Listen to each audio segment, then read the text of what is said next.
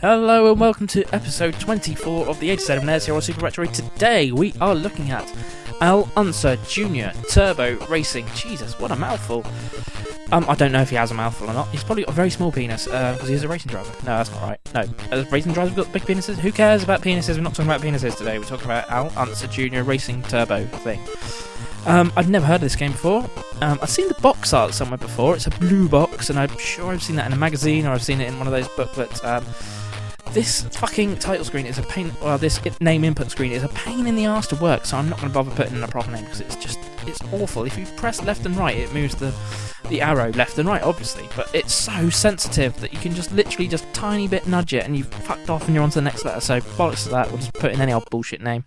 The first, you would have noticed there's 3 slots. The first slot is obviously Unser, whatever his name is.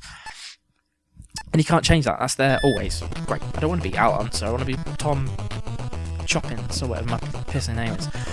Anyway, so yeah, this is it's a racing game. I don't think racing games really work that well on the NES. They're always a bit meh. It's a bit like all of them are Rad Racer-esque.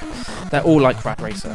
They're not very good. The ones that do work, I think, are the ones that have a top-down perspective. So, like RC Pro-Am. What's the other one?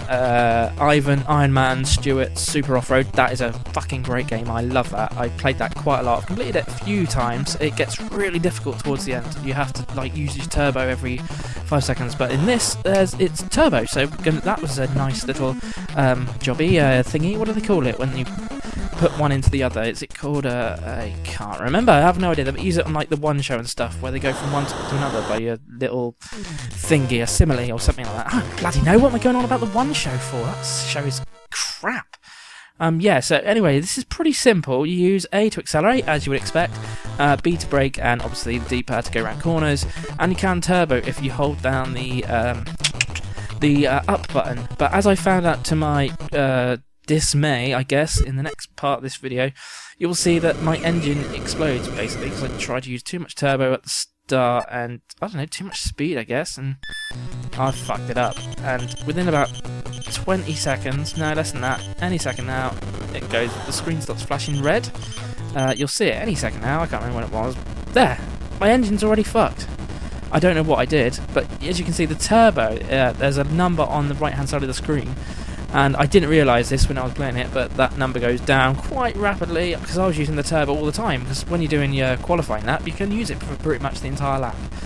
But I didn't realise, and I fudged the engine up, and I pretty much died. So I am gonna give up because this game is awful.